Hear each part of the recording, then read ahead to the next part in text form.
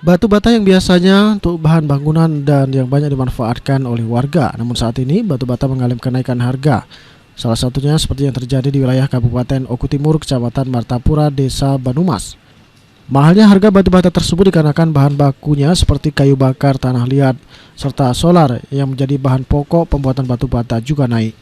Sudah 2 bulan terakhir harga batu bata melonjak naik dari harga Rp450.000 per 1.000 batu bata hingga Rp500.000 per 1.000 batu bata.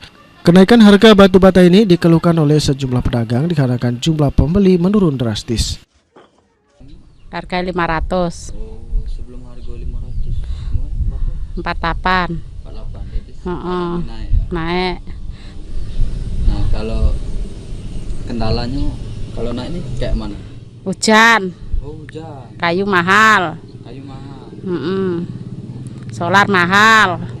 Naik dikit. Naik dikit. Ujiaku suruh naiknya banyak gitu, kok naiknya cuma dikit. Jatmiko, PAL TV.